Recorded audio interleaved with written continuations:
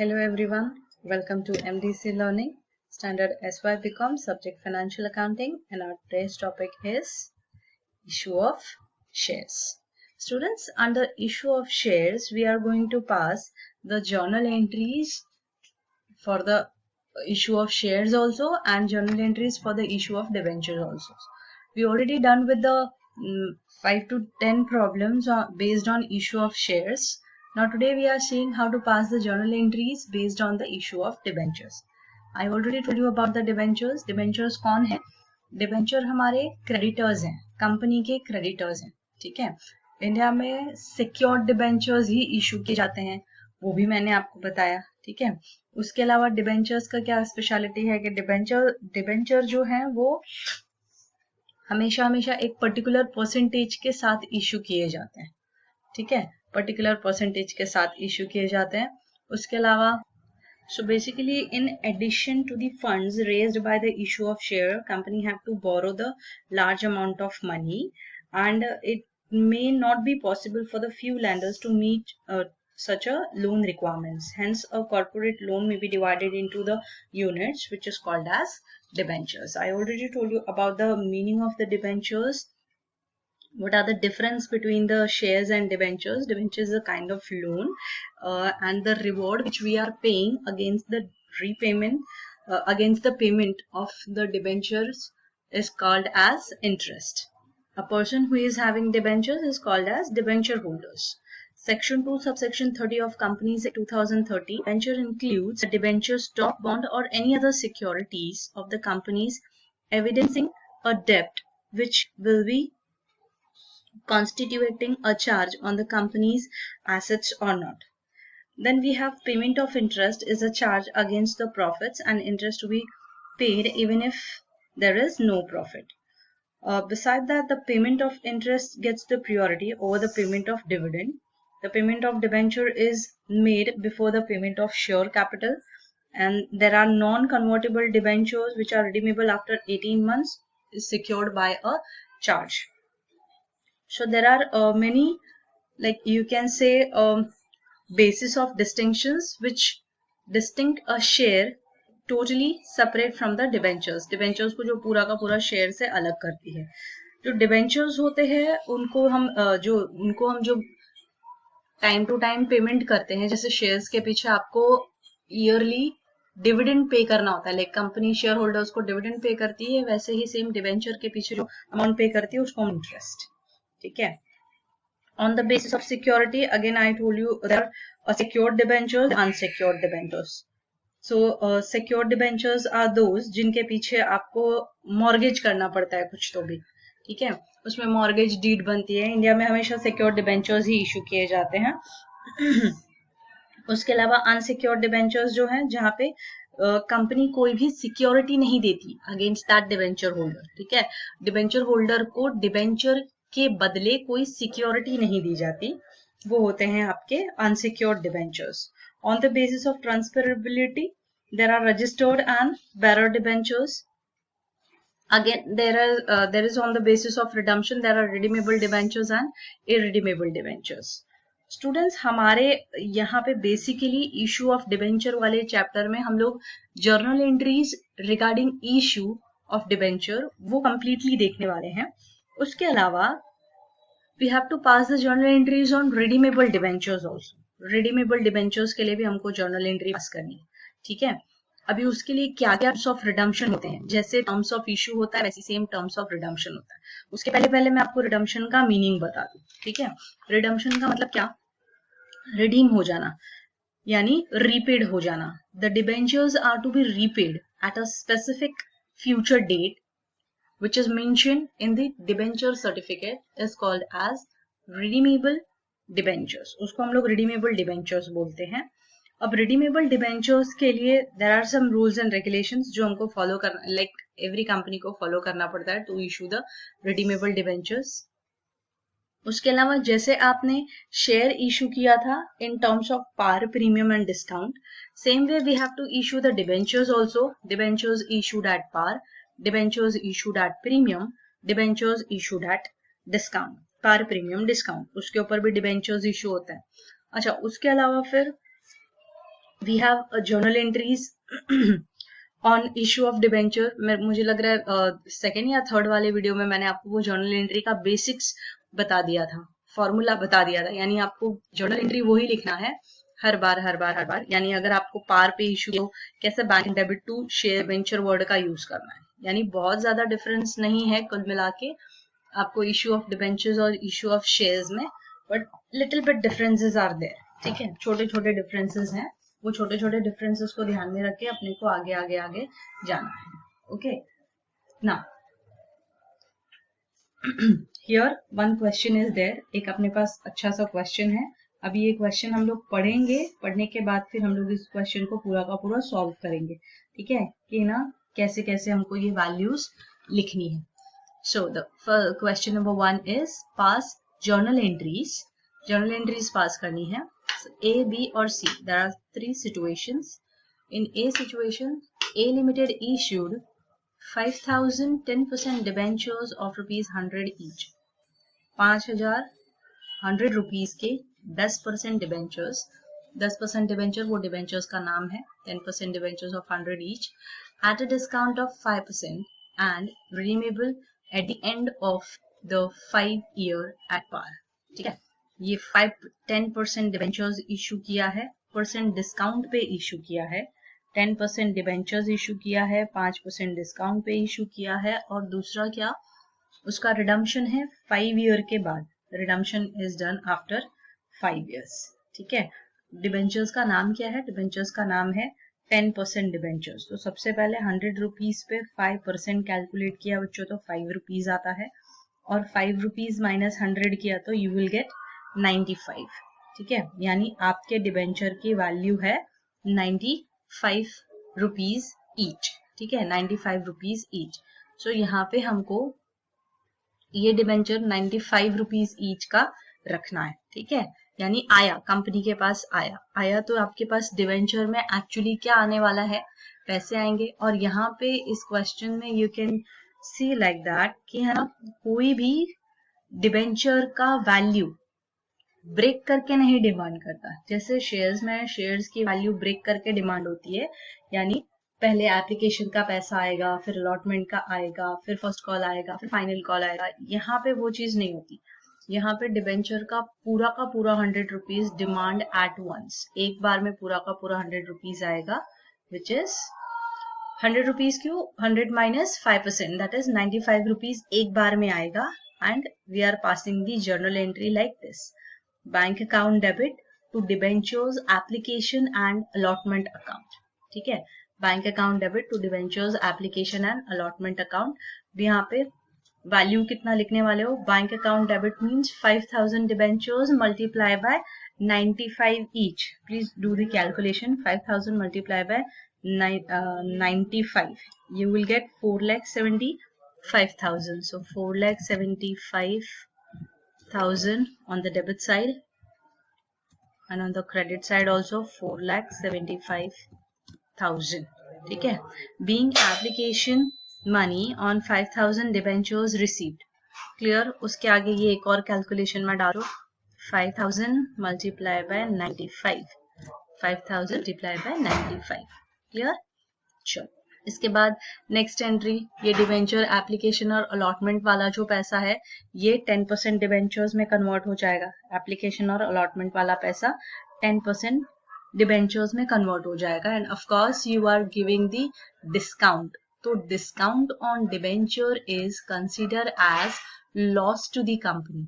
Discount on issue of debenture is consider as loss to the company. यानी debenture holder को अगर आपने debenture 100 रुपए का है और 95 में दिया, इसका मतलब क्या, इसका मतलब आपने लॉस बेयर किया है।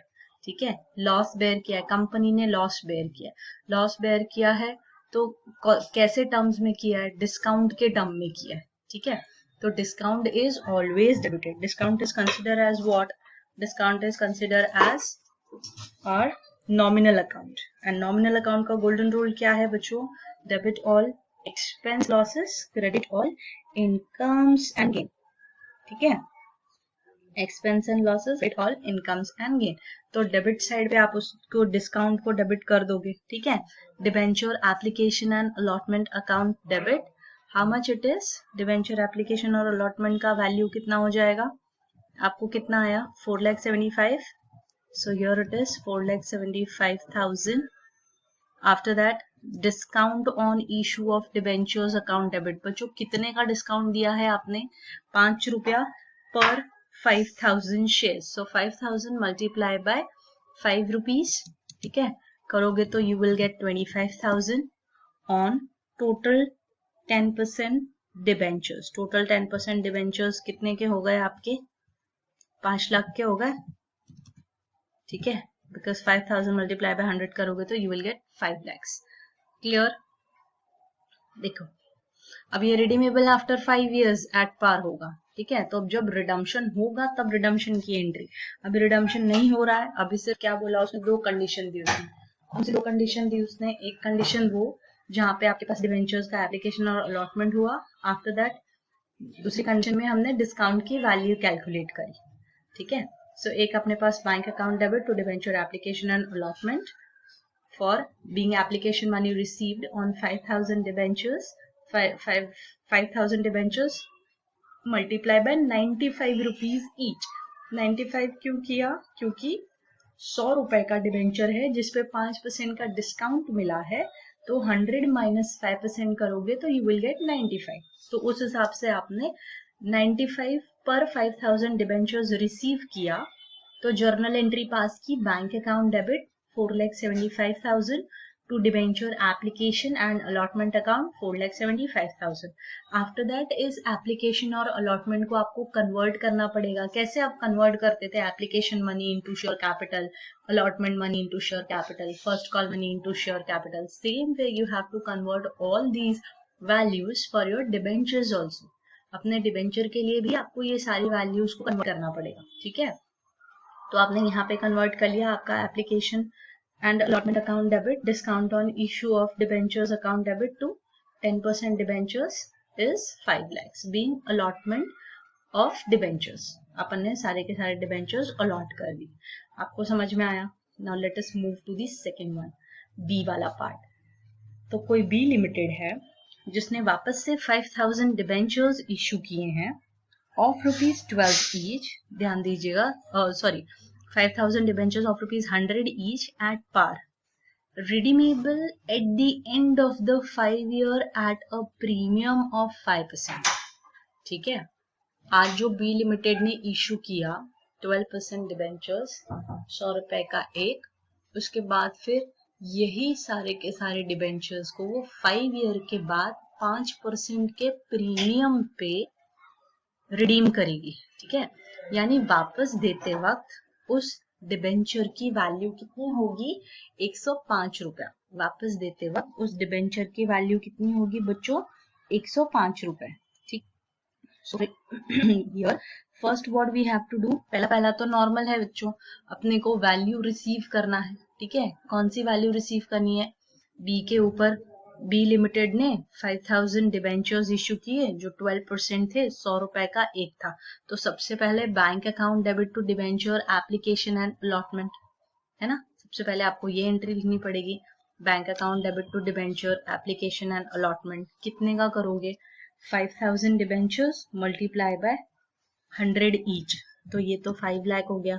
यहाँ पे कोई पार प्रीमियम डिस्काउंट नहीं है, इशू पूरे पे हुआ है, 100 का डिबेंचर 100 रुपए में इशू हुआ है, समझ रहे हो। ऊपर 100 रुपए का डिबेंचर 5% डिस्काउंट पे इशू हुआ था, यानी 95 में इशू हुआ था। अभी 100 का 100 में है बच्चों, 100 रुपए का 100 रुपए में, ठीक है। पार पे उसका इशू है, तो थोड़ा समझने की कोशिश करिए।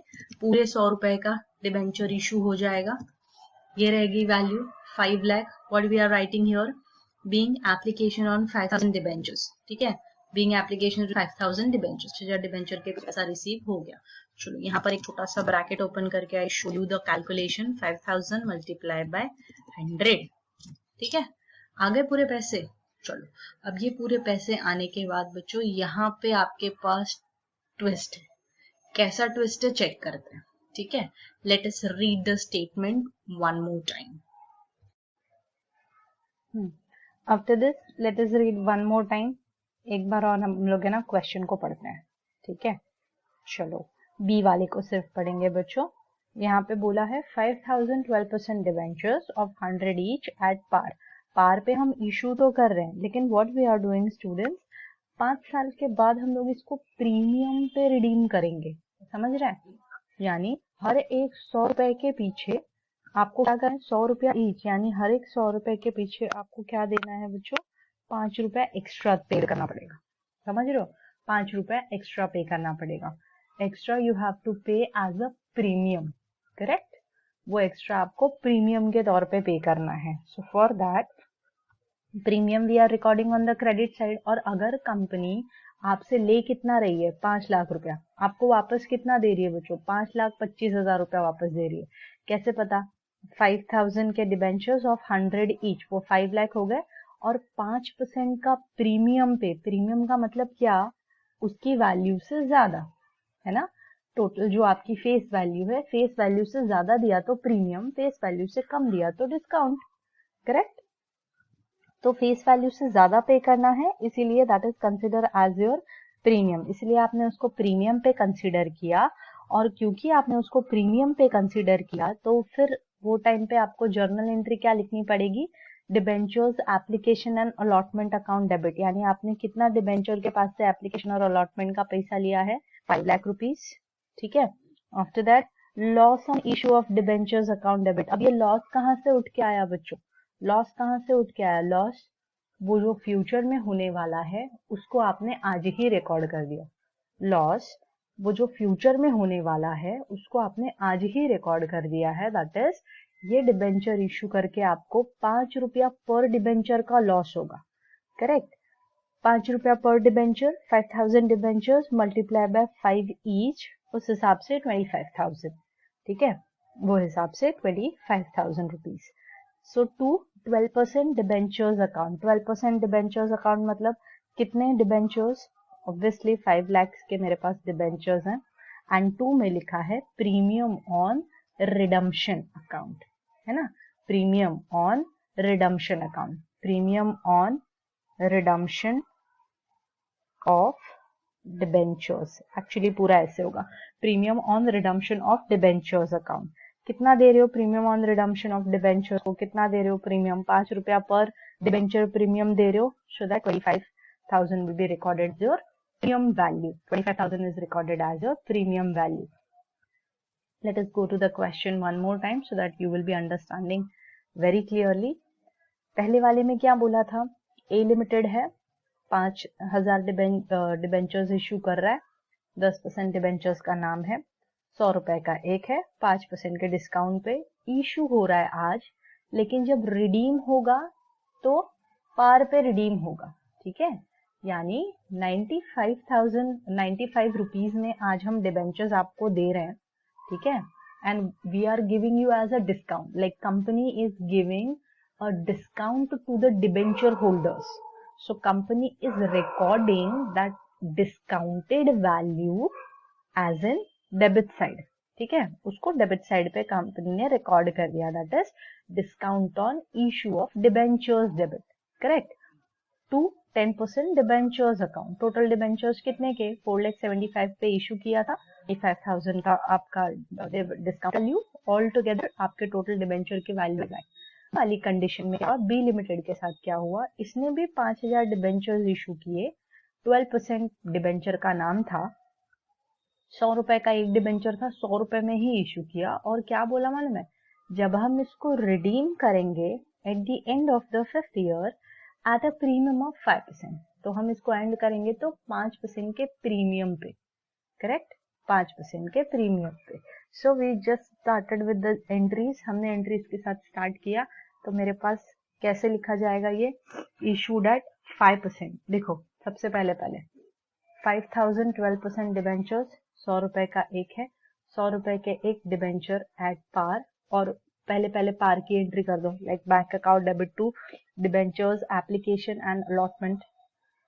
सो 5,000 मल्टीप्लाई बाय 100, 5 लाख ये हो गया। उसके बाद debentures application and allotment debit कितना आया था, 5 लाख, और ये डिबेंचर इशू करने की वजह से आपको फ्यूचर में 5% on that face value of debenture incurred a loss. So that loss are recording now only. That loss we are recording now only as in loss on issue of debentures account debit. As in loss on issue of debentures account debit, which is 5,000 multiplied by 5 rupees each as 25,000 to 12% debentures, total 5 lakh to premium on issue of debentures. Once again, which is 5% of the face value, that is 5 rupees, which is multiplied by 5. That's it. सिर्फ इतना ही, ठीक है। सी वाले के साथ देखो क्या हुआ। सी लिमिटेड ने भी इश्यू किया डिबेंचर्स, उसका नाम था 14% डिबेंचर, 100 रुपए का एट अ डिस्काउंट ऑफ 5%। तो ये तो समझा, ये एग्जैक्टली पहले वाले की जैसी लाइन लिखी हुई है, तो you have to pass the entry like that only. 100 minus 5% that is 95, यानी bank account debit to 14% debentures account कितना लिखोगे, 5,000 multiplied by 95, that is 4,75,000. After that, redeemable at the end of the 5 year, 5 साल के बाद ये redeem होगा, वो भी 5% के प्रीमियम पे रिडीम होगा। आपको समझा, ये रिडीम होगा वो भी 5% के प्रीमियम रिडीम होगा बच्चों, है ना। तो इस बार आपका लॉस कितना, इस बार आपका लॉस होगा 10 रुपया। कैसे 10 रुपया हो जाएगा, देखो कैलकुलेट करो। आपने दिया था 95 पे, बराबर है 95 पे, वापस कितने पे ले रहे हो, 105 रुपए पे। तो 95 माइनस 105 कर दो, 10 रुपए का डिफरेंस आ गया। तो 10 रुपए का difference is consider as your loss on issue of debentures. वो 10 रुपए का डिफरेंस कंसिडर होगा loss on issue of debentures. वापस से सुनो, 5,000 डिबेंचर्स हैं आपके पास, सी लिमिटेड ने इशू किए 14% debentures, 100 each at a discount of 5%। तो इसके लिए मुझे जर्नल एंट्री क्या करनी पड़ेगी बच्चों, जर्नल एंट्री तो सेम होने वाली है, ठीक है। कैसे, यहाँ पे 5% डिबेंचर्स आपके, सॉरी आपके 14% डिबेंचर्स, हाँ ये रहे। तो bank account debit, bank account debit में कितना आ जाएगा आपके पास, यहाँ पे एक ब्रैकेट ओपन करके मैं लिख देती हूँ, ये मेरे पास होगा 5,000 मल्टीप्लाई बाय 95, ठीक है। थोड़ा सा इसे कट कर सो दैट ये एक ही लाइन में आ जाए। हाँ 95 कैसे आया, 100 minus 5% you will get as a 95, so 4,75,000। ये समझ में आया सबको, 4,75,000 ये हो गया। After that to debentures application and allotment, to debentures application and allotment, this is also तो वेरी सिंपल, है ना, सेम लिखने वाले हो, 4,75,000। After that being receipt of application money on 5,000 debentures receive, ये हो गया। अच्छा, उसके बाद आपके पास है debentures application and allotment account debit, loss on issue of debentures account debit to 14% debentures account to premium on issue of debentures account. ये हम कैसे करेंगे, इसको कैलकुलेट कैसे करेंगे, ध्यान देना, ठीक है। पहले डिबेंचर्स एप्लीकेशन एंड अलॉटमेंट कितने का आ रहा है, एप्लीकेशन एंड अलॉटमेंट 4,75,000 का, right as it is 4,75,000। Loss on issue of debentures account debit, अब टोटल आपको कितने का लॉस इनकर्ड हो रहा है बच्चों। तो जब आपने डिबेंचर इशू किया, सी वाला वापस से पढ़ेंगे, सी वाला हम वापस से पढ़ेंगे कि जब हमने डिबेंचर इशू किया तो हमने 100 रुपए के डिबेंचर को 5% डिस्काउंट देके इशू किया, दैट इज 95 रुपीज में इशू किया था, ठीक है। कितना, 100 माइनस 5 इज इक्वल टू 95 में इशू कर दिया, ठीक है। अब ये 95 में इशू कर दिया तो यहाँ पे ये 5 रुपए का लॉस हो गया, ठीक है। रीपेमेंट कैसे कर रहे हो, रीपेमेंट कैसे कर रहे हो आप उसको, रीपे इज इक्वल टू 100 और क्या बोला है, प्रीमियम ऑफ 5%, ठीक है, प्लस 5%, ठीक है, इज इक्वल टू कितने में, 105 रुपए में इशू कर रहे हो, 105 रुपए में रीपे कर रहे हो, ठीक है। तो 95 माइनस 105 करो, कितना हो रहा है, 10 रुपया हो रहा है, यानी 10 रुपए का there is a loss on issue of debenture, 10 रुपए का there is a loss on issue of debenture, इसको हम लोग बोले loss on issue of debentures will be 105 105 minus 95 gives you कितना? 10 रुपया। वेरी सिंपल, ठीक है। 10 रुपया पर आपने इशू कर लिया। अब यहाँ पे एज इट इज हम रिकॉर्ड करेंगे बच्चों। नीचे जाता है loss on issue of debentures account. देख लो कितना हो जाएगा। 10 multiply by 5000 debentures, so it's 50,000 to 14% debentures account. Actually 14% debentures कितने के होंगे आपके? 4,75,000 का ही होगा ना। 4,75,000 आपने दिया तो 14% डिबेंचर्स की वैल्यू है 4,75,000 to premium on issue of debentures account. Premium on issue of debentures account, तो कितने का प्रीमियम दे रहे हो? 5 रुपया पर डिबेंचर प्रीमियम दे रहे हो, तो 5 रुपया मल्टीप्लाई कितना? 5,000 शेयर्स, तो you will 25,000 as your premium value. समझ में आया? ठीक है, नो डाउट। अभी इसका आपको नरेशन लिखना पड़ेगा, तो नरेशन क्या लिखोगे? बीइंग अलॉटमेंट ऑफ डिबेंचर्स या being debentures allotted. Being debentures allotted.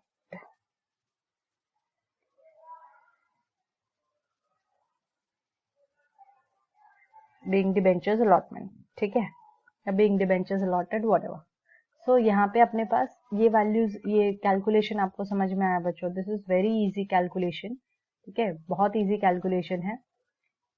Future में होने वाला लॉस हमने क्या किया? पहले ही कैलकुलेट करके ले लिया, ठीक है। No doubt we are going to solve many more problems based on these type, but first of all you try to understand this type of question, ठीक है।